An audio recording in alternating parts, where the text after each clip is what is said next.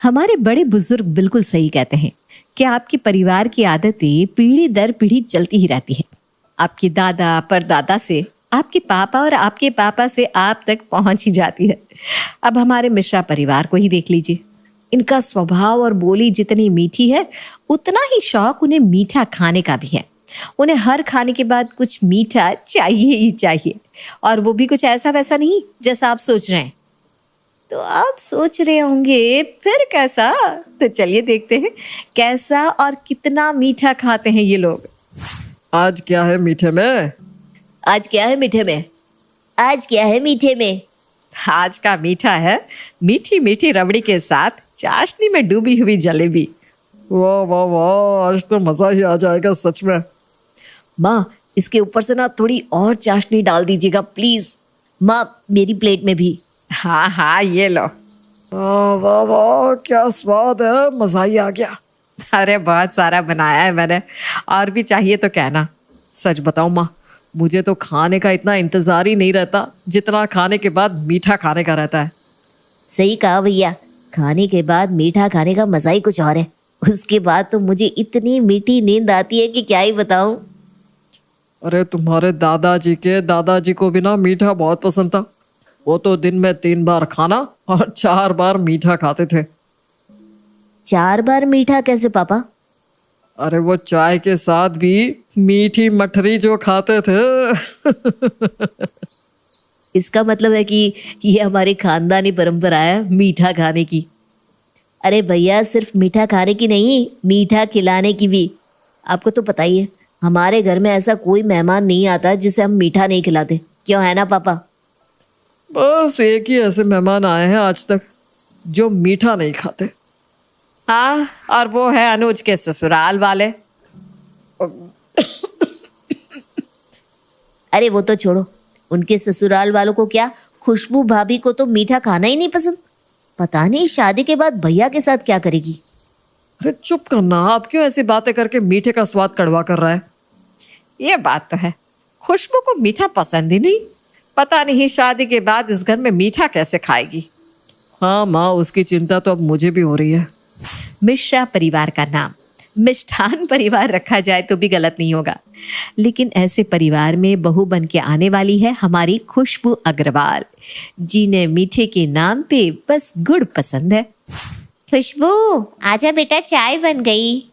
बस अभी आई माँ। ये ले तेरी चाय। इस चाय में चीनी? अरे बिल्कुल भी नहीं डाली बेटा, चिंता मत कर। जैसी तुझे पसंद है ना गुड़ वाली चाय, वैसी ही बनाई है। मुझे पता है तुझे मीठा चीनी ये सब पसंद नहीं है। माँ, आपको पता है ना कि बड़े बड़े ज्ञानी लोग चीनी को मीठा जहर कहते हैं। क्यों ऐसा जहर खाना, क्यों अपनी सेहत को खराब करना? पर तू ये भी जानती है ना कि तू जिस घर में शादी करके जाने वाली है, वहाँ सब मीठे के शौकीन है। हाँ माँ, मुझे पता है, लेकिन अनुज ने मुझसे कहा है कि वो लोग इतना भी मीठा नहीं खाते, बस उन्हें खाने के बाद मीठा पसंद है और कुछ नहीं। अच्छा, फिर तो ठीक है, लेकिन सुन, शादी के बाद वहाँ सब पर अपना हुक्म मत चलाने लग जाना। कभी कभी मीठा बनाकर दे देना। अरे हाँ माँ, मैं कहाँ मना कर रही हूँ। उन्हें मीठा पसंद है तो मैं बना दिया करूँगी कभी कभी। ये है मीठा? हाँ, मैंने कहा था ना, इतना मीठा नहीं खाते हम। देखा कितना सिंपल सा है। ये सिंपल सा मीठा है तो भारी सा मीठा क्या होता है?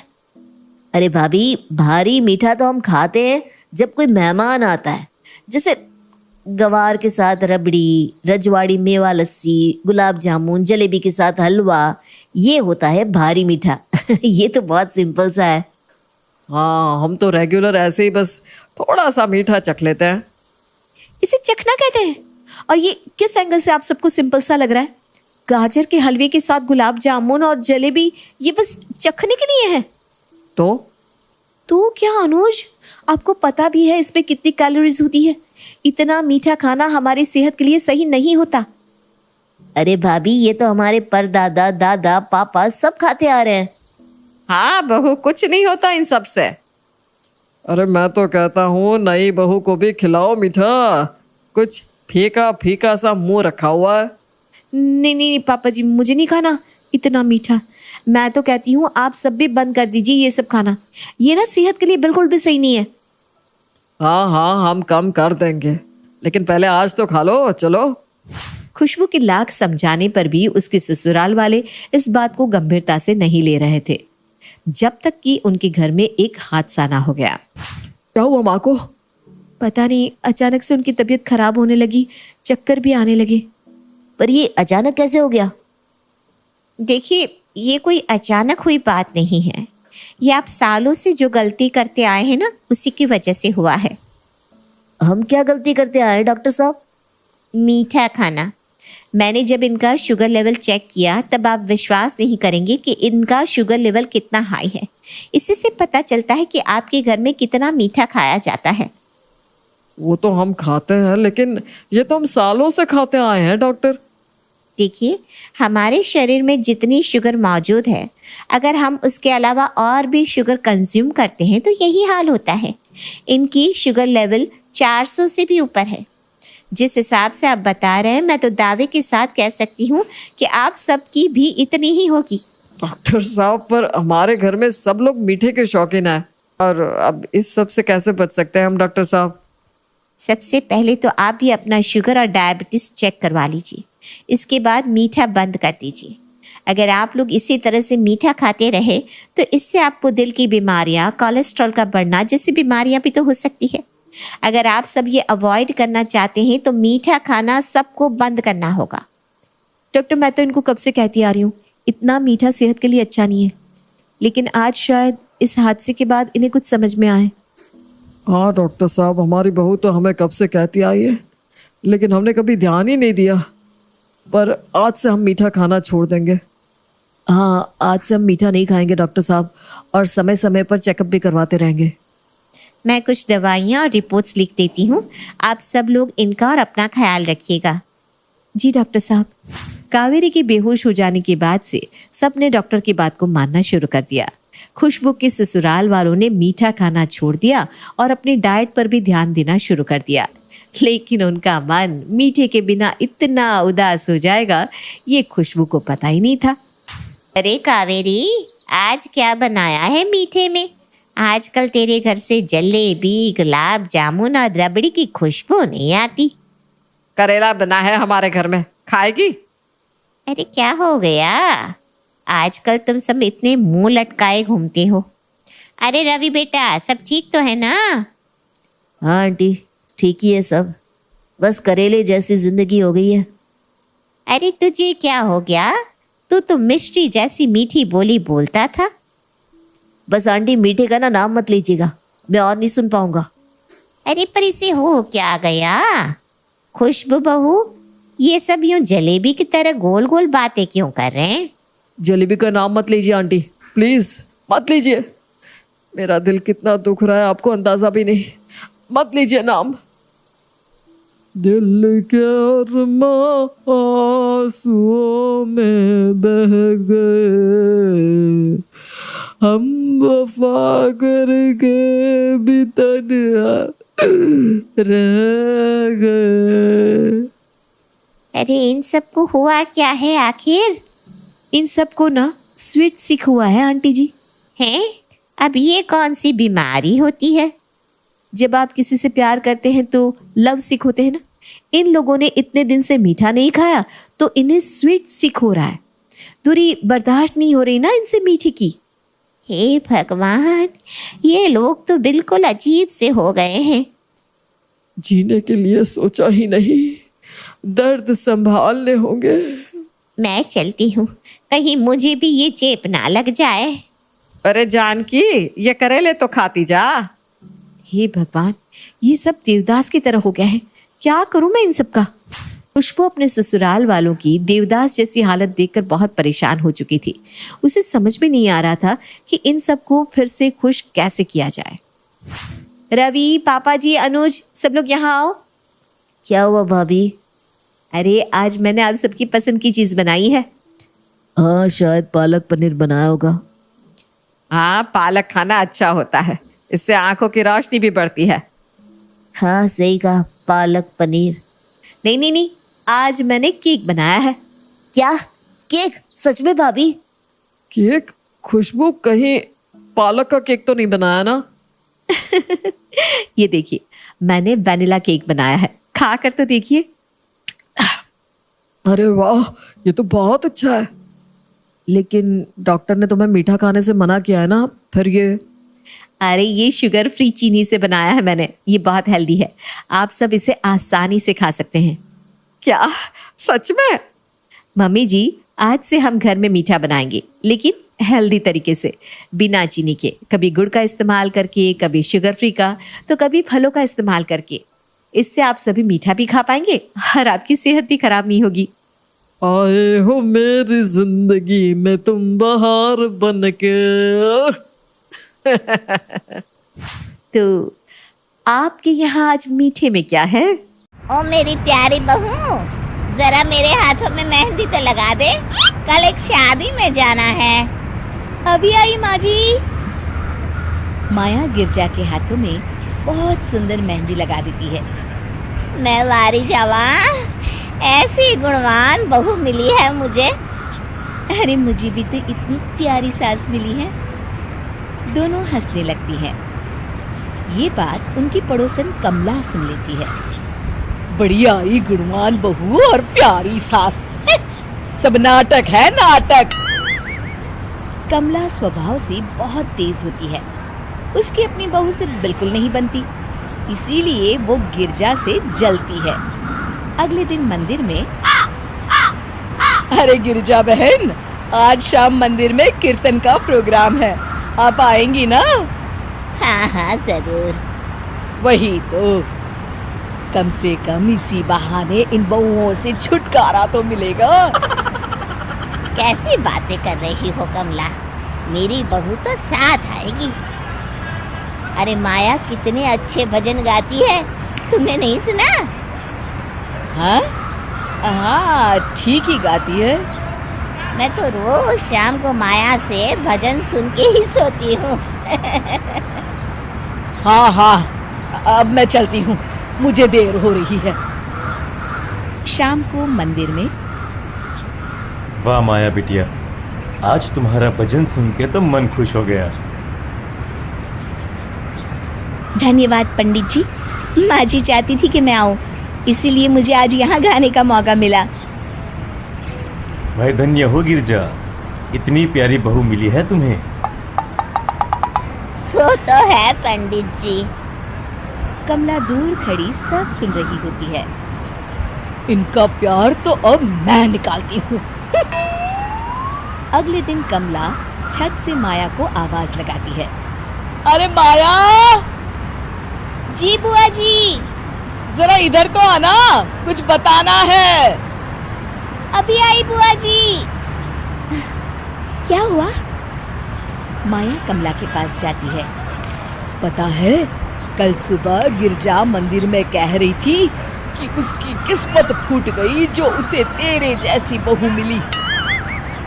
अच्छा बुआ जी, किसी बात पर गुस्से में कह दिया होगा। आप तो जानती हैं माँ जी मुझे कितना प्यार करती हैं। अरे वो चाहती ही नहीं थी कि तू मंदिर में आए, वो तो मेरे बहुत कहने पर तुझे लेकर आई। दरअसल बुआ जी, घर पर बहुत काम रहता है ना, इसलिए माँ जी ने सोचा होगा मैं थक जाऊंगी। देखिए ना, कल हम मंदिर से देर रात घर आए तो उन्होंने कोई काम मुझे अकेले नहीं करने दिया, खाना उन्होंने खुद बनाया। अरे ये कलमुही तो अपनी सास की बुराई करने को तैयार ही नहीं। और कुछ बुआ जी? हैं? नहीं नहीं, और कुछ नहीं, अब तो जा यहाँ से। अगले दिन मंदिर में, अरे ओ गिरजा, कल तेरी बहू आई थी मेरे पास। माया आई होगी, वो सबसे हंसती बोलती रहती जो है। अरे हंसना बोलना क्या, तुझे कोस रही थी। ऐसा हो ही नहीं सकता, तुझे सुनने में कोई गलती हुई होगी। कसम से गिरजा, वो कह रही थी मुझे तो मेरी सास ने नौकर समझ लिया है। दिन भर घर का काम करती रहती हूँ मैं, और मेरी सास आराम करती है। ज्यादा काम से थक गई होगी तो गुस्से में कह दिया होगा। वैसे भी काम तो वो करती ही है। मुझे आराम की आदत उसी ने लगाई है। हाँ। जो भी हो, थोड़ी नकेल कस ले, बाद में ये बहुएं सास को घर से ही निकाल देती है। कैसी बातें करती हैं कमला। मैं तो कहूँगी तू अपनी बहू के साथ प्यार से रहा कर। इधर उधर की बातों में ज्यादा ध्यान मत दिया कर। बड़ी आई मुझे सिखाने। मैंने तो तेरी भलाई के लिए कहा था, नहीं सुनना तो जा यहाँ से। अगले दिन क्या हुआ माँ जी? कमला बुआ जी क्या कह रही थी? तू तो जानती है कमला और उसकी बातें। हाँ हाँ, बड़ी परेशान है हमारा प्यार देखकर। अरे ना समझ है वो। दोनों खिलखिलाने लगती हैं। शाम को कमला मंदिर के कोने में अकेली बैठी होती है। क्या हुआ कमला बेटी?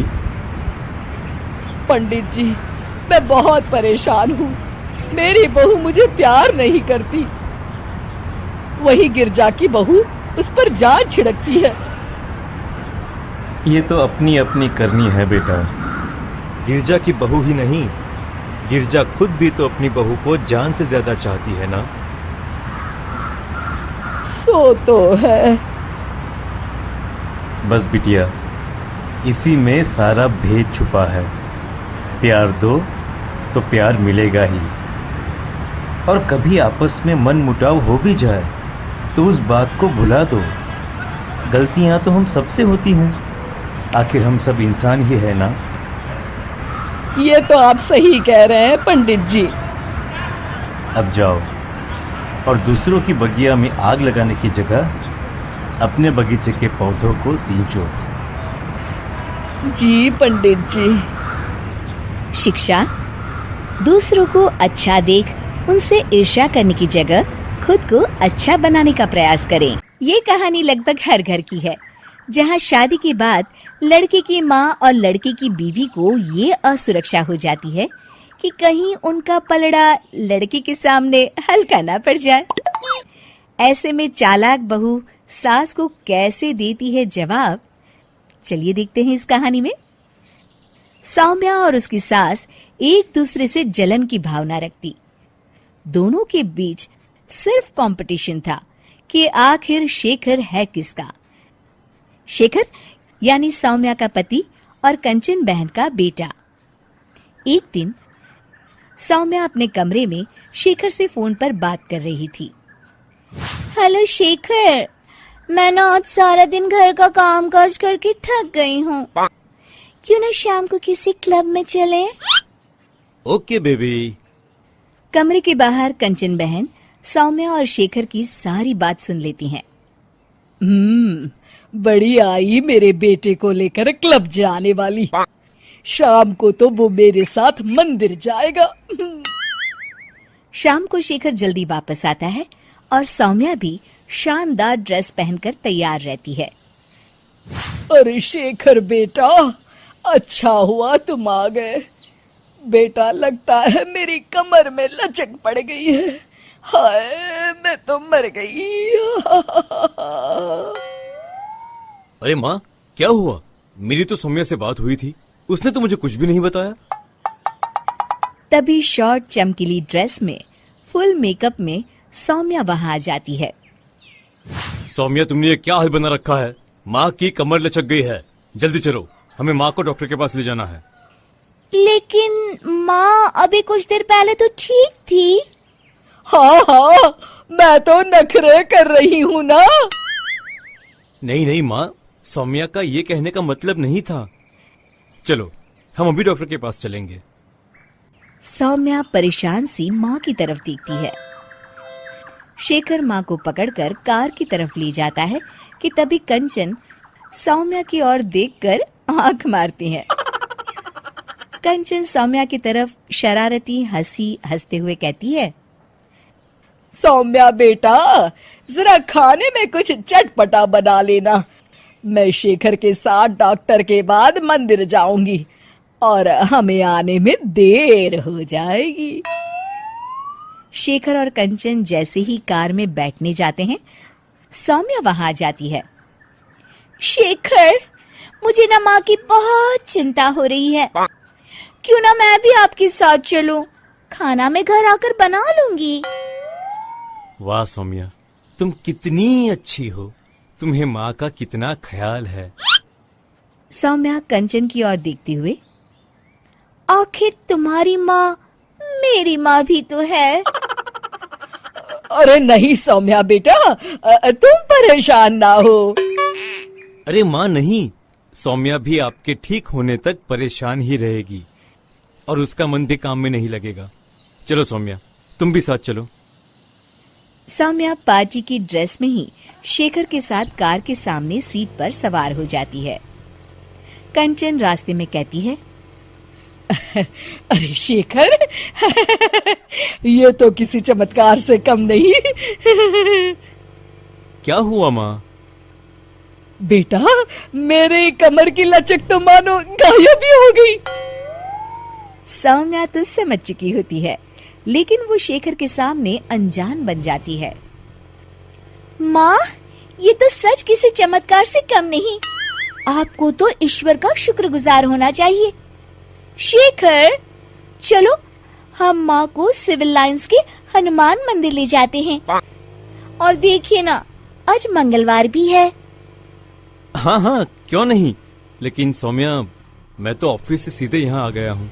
मैंने तो हाथ मुंह भी नहीं धोए। मैं मंदिर कैसे जाऊंगा? कोई बात नहीं शेखर, मैं और माँ भगवान का शुक्रिया अदा कर आएंगे। चलो अच्छा ही है, ये मेरे साथ रहेगी और मैं मंदिर के भी दर्शन कर लूंगी। रही बात शेखर की, तो अच्छा ही है। अगर वो मेरे साथ नहीं तो इस सौम्या की बच्ची के साथ भी नहीं रहेगा। मंदिर के बाहर काफी भीड़ देखकर कंचन और भी खुश हो जाती है। दर्शन करने में कम से कम 2-3 घंटे तो लग ही जाएंगे। माँ, यहाँ पर तो काफी भीड़ है। यहाँ काफी वक्त लगेगा। चलो यहाँ कल आ जाएंगे। नहीं बेटा, मैं यहाँ से हनुमान जी का शुक्रिया अदा किए बिना नहीं जाऊंगी। वैसे भी मेरा आज सारा दिन का उपवास है। दर्शन करके ही मैं कुछ खाऊंगी बेटा। ये कहकर कंचन कार से उतर जाती है और सौम्या से कहती है, चलो सौम्या, दर्शन कर आए। माँ, मैं तो आपको बताना ही भूल गई। मैं ऐसे कपड़ों में मंदिर कैसे जा सकती हूँ? अरे सौम्या, मैंने तो ध्यान ही नहीं दिया। ये कपड़े तो काफी छोटे हैं। मंदिर में पहनकर जाना ठीक नहीं रहेगा और बिना दर्शन किए माँ कुछ खाएगी नहीं। अब क्या करें? अरे करना क्या है, माँ दर्शन कर ले, हम यही कार में माँ का इंतजार करेंगे। माँ, अब मंदिर में दर्शन करें, तब तक मैं और सौम्या पास के होटल से कुछ खाकर आते हैं। और हाँ, आपके लिए भी पैक करवा लेंगे। फिर क्या था, निराश चेहरा लिए कंचन मंदिर चली जाती है। सीख, चालाकी उतनी ही अच्छी है जिससे किसी को नुकसान ना पहुंचे, वरना कभी कभी ज्यादा चालाकी नुकसान का कारण भी बन जाती है। अंकित और अनु भाई बहन थे। माँ बाप के देहांत के बाद बड़ी बहन अनु ने दिन रात मेहनत करके अंकित की देखरेख की और उसे पढ़ा लिखा कर पैरों पर खड़ा किया था। दोनों भाई बहन खुशी खुशी रह रहे थे। एक दिन, दीदी, मुझे जॉब मिल गई है। अरे वाह भैया, तेरी मेहनत सफल हुई। मेरी मेहनत नहीं दीदी, आपकी मेहनत। अगर पापा के निधन के बाद मेरी जिम्मेदारी आप न उठाती तो ये सब नहीं हो पाता। मेरी सफलता सिर्फ आपके बलिदान की वजह से है दीदी। कुछ महीनों बाद अंकित की शादी सीमा से हुई। सीमा बड़ी ही चालाकी से अनु से मीठा मीठा बोलकर घर का सारा काम करवा लेती थी और खुद अंकित के साथ घुमा फिरा करती थी। वैसे तो वो सिर्फ खाना बनाने का काम ही घर में करती थी, लेकिन अब उसे उससे भी छुटकारा चाहिए था। इसीलिए एक दिन, दीदी, मेरे हाथ का खाना अंकित को पसंद नहीं आता, क्या आप खाना बना दोगी प्लीज? अरे हाँ हाँ, ये भी कोई कहने की बात है, जरूर। सीमा इस बात से मन ही मन बड़ा खुश होती है और अगले दिन के झाड़ू पोछे के काम से छुटकारा पाने के लिए एक और तरकीब लड़ाती है। हॉल में जोर जोर से कराहने लगती है। उसके कराहने की आवाज सुनकर अनु हॉल में भागती हुई आती है। क्या हुआ सीमा? दीदी, लगता है मेरी कमर अकड़ गई है। वो क्या है ना, मुझे झाड़ू पोछा करने की आदत नहीं है ना। मेरी मम्मी पापा ने मुझसे कभी ये काम नहीं करवाया। अरे कोई बात नहीं, झाड़ू पोछा ही तो है, मैं कर लिया करूंगी। ऐसे ही धीरे धीरे सीमा ने घर के सारे कामों का बोझ अनु पर डाल दिया। घर का सारा काम अनु करती थी, फिर भी सीमा को अनु से छुटकारा चाहिए था। इसलिए एक दिन वो अंकित के ऑफिस से लौटने से ठीक पहले ढेर सारे कपड़े लेकर धोने का नाटक करने बैठ जाती है। अरे सीमा, इतने कपड़े? अब क्या करूं, अकेली पड़ जाती हूँ। करना तो मुझे ही है ना। अरे दीदी से मदद ले लेती। अच्छा, ताकि सारा जमाना कहे कि भाभी बड़ी ननद से काम करवा रही है। और वैसे भी दीदी ने तो साफ कह रखा है मुझे कि तुम आज जो भी हो सिर्फ उनकी वजह से हो, इसीलिए अगर उनके बनाए इस घर में रहना है तो काम करना ही पड़ेगा। ये सब सुनकर अंकित को बहुत गुस्सा आ गया। उसने अनु को बुलाकर कहा, दीदी, ये घर पापा ने बनाया था और इसमें मेरा भी हिस्सा है और मुझे वो चाहिए।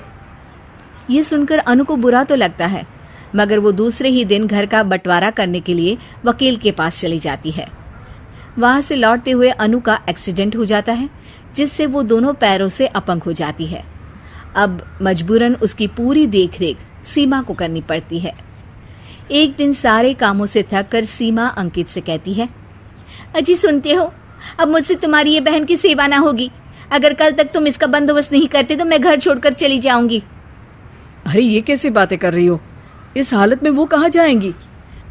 मैं कुछ नहीं जानती, बस कल ये इस घर में मुझे दिखनी नहीं चाहिए।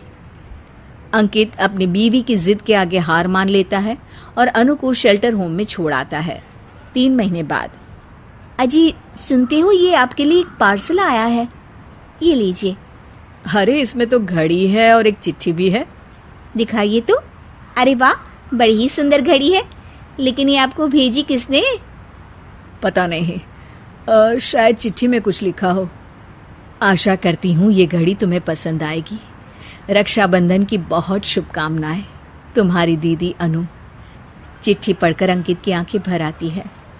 मैं दीदी को लेने जा रहा हूँ सीमा। अरे घड़ी भेज तो दी उन्होंने, अब क्यों जाना उनके पास? देखा सीमा, दीदी हमसे दूर जाकर भी हमारे बारे में ही सोचती है, और एक हम है जो उनकी सेवा से बचने के लिए उन्हें शेल्टर होम छोड़ा है। तुम्हारी बातों में आकर मुझसे ये क्या पाप हो गया? मैं जा रहा हूँ दीदी को लेने, और जब मैं वापस आऊं तो तुम मुझे हमारे घर में मत दिखना। इतना कहकर अंकित अनु को लेने निकल जाता है। वहां पहुंचकर, दीदी मुझे माफ कर दो, मैं तुम्हें लेने आया हूँ।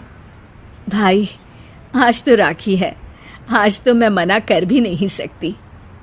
दोनों घर पहुंचते हैं। अरे सीमा, तुम अभी तक यहीं हो? निकल जाओ इस घर से। अरे वाह अंकित, फिर वही गलती कर रहे हो तुम। सीमा, तुम कहीं नहीं जाओगी। दीदी मुझे माफ कर दो, मुझसे गलती हो गई। सीमा, आज ये समय माफी मांगने का नहीं है, राखी की तैयारी करने का है। चलो तैयार हो जाओ, तुम्हारे भैया के घर भी तो जाना है ना। ये सुन सीमा अनु के गले लग जाती है। मानसी की सास रजनी उसे हर वक्त परेशान करती, किसी न किसी बहाने उसे काम में ही उलझा कर रखती थी। वो जितना भी अच्छा काम कर ले, उसे बातें ही सुननी पड़ती। एक दिन, बहू कहाँ मर गई? कब से तेरा इंतजार कर रही हूँ, चाय की एक प्याली भी नहीं मिली। न जाने सुबह से क्या करती रहती है। तभी बहू चाय के साथ गर्मा गर्म नाश्ता लेकर आती है। ये लीजिए माँ जी। हे भगवान, ये तो चाहती है कि मैं मर जाऊं, तभी तो ये भारी सा नाश्ता सुबह सुबह ले आई। खा खा कर मैं मोटी हो जाऊं और बीमारी मुझे घेर ले, और फिर पूरा घर तू हड़प ले। अरे माँ जी, शुभ शुभ बोलो। मरे आपके दुश्मन, न खाना है तो वापस ले जाती हूँ। बातें इतनी तो ना बढ़ाओ। ठीक है, चलो जाओ यहाँ से। कोशिश करती हूँ थोड़ा बहुत खा लूँ। बहू प्लेट देकर निकल जाती है, लेकिन दरवाजे के पीछे छुपकर देखती है जहाँ सास चटकारे लेकर खा रही होती है। वाह भाई, मज़ा आ गया। गर्मा गर्म नाश्ता, भूख भी बहुत लगी थी। और वो सारा नाश्ता चट कर जाती है। दोपहर में सास एक बार फिर से चिल्लाती है, अरे बहू, कुछ खाने को नहीं बनाया? क्या चाहती है तू कि मैं भूखी ही मर जाऊं? अरे कहाँ मर गई तू? जिंदा हूँ माँ जी। और बहू प्लेट में खिचड़ी लेकर आती है। अरे ये खाना कौन खाएगा? खिचड़ी भी कोई खाने की चीज है? माँ जी, आपको डॉक्टर ने यही खाने को कहा है। हाँ हाँ, तू बड़ी मेरी माँ बनी है। अरे नहीं खाऊंगी मैं, ले जा यहाँ से। देखिए माँ जी, यही है खाने में और कुछ नहीं, इसे तो खाना ही पड़ेगा। और हाँ, मुझे अब कपड़े भी धोने हैं, मैं चलती हूँ। बहू के जाने के बाद सास खिचड़ी खा लेती है और सो जाती है। शाम को आज दिन में हल्का खाना खाया तो शरीर बड़ा ही रिलैक्स लग रहा है। चलो शाम की वॉक ही कराती हूँ। सासू माँ पार्क में जाती है जहाँ और भी औरतें होती हैं। सभी साथ बैठकर अपनी अपनी बहू की बुराई कर रही होती है। अरे मेरी बहू ने तो जीना हराम कर दिया है। कभी दोपहर का खाना शाम को देती है तो सुबह की चाय दोपहर में। मन तो करता है निकाल दूं घर से उसे। अरे मेरी बहू का क्या बताए? करमजली को पता है कि डॉक्टर ने मुझे चीनी और नमक कम खाने को कहा है, लेकिन जानबूझकर ऐसा खाना बनाती है कि मैं खा ही ना पाऊं। अरे मेरी बहू के तो क्या कहने, हर बात का जवाब, हर बात में लड़ाई। एक घर में रहती है लेकिन लगता है कि कोई दूसरे घर में रह रही हूँ। अपना ही घर काटने को दौड़ता है। शांत बैठी रजनी सब सुन रही होती है। तभी एक बुढ़िया उसे कहती है, अरे क्या हुआ रजनी बहन, सब ठीक तो है? रजनी कुछ नहीं कहती और वहां से चली जाती है। रजनी घर आती है कि तभी मानसी हाथ में छाछ का ग्लास लेकर आती है। कहाँ गई थी माँ जी आप? कितनी देर लगा दी? मोबाइल साथ ले जाया करिए अगर कहीं जाए तो। सबको चिंता हो रही थी। हाँ, ये लीजिए, छाछ पी लीजिए, पेट ठंडा रहेगा। रजनी कुछ सोचती है, फिर जोर से चिल्लाती है, हाँ हाँ, तू तो यही कहना चाहती है ना कि मेरा भेजा गरम रहता है। अरे तू ही पी ले ये छाछ। इतना बोलते हुए सास पूरी छाछ पी जाती है। एक दिन रजनी की बहू रोते हुए घर आती है। अरे क्या हुआ? तभी घर की घंटी बजती है।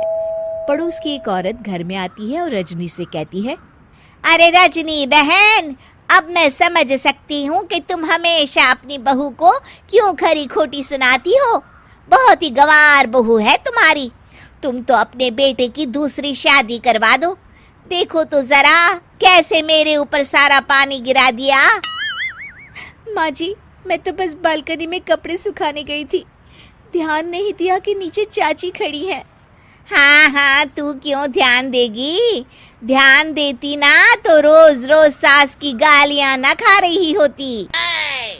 तभी मानसी की सास मानसी की तरफ देखकर उसे डांटती है, अरे बेवकूफ, कोई काम ठीक से नहीं कर सकती है। सिर्फ पानी डालने की क्या जरूरत थी? ऐसी औरतों पर तो बाल्टी मारना चाहिए था। मानसी सास की बात सुनकर हैरान हो जाती है। तभी सास पड़ोसन से कहती है, वो मेरी बहू है, मैं उसे डांट लगाऊं या गालियां, तुझे क्या मतलब? और हाँ, मेरी बहू को गवार कहा ना तो तेरी खाट खड़ी कर दूंगी। चल निकल यहाँ से, और दोबारा लौट कर मत आना, वरना डंडे से मारूंगी। पड़ोसन के जाने के बाद, और तू यहाँ क्या खड़ी है? जा जाकर मेरे लिए अच्छा सा नाश्ता बना कर ला। मानसी वहां से चली जाती है। शिक्षा, बोल भले ही कड़वे हो, रिश्ते में मिठास होनी चाहिए।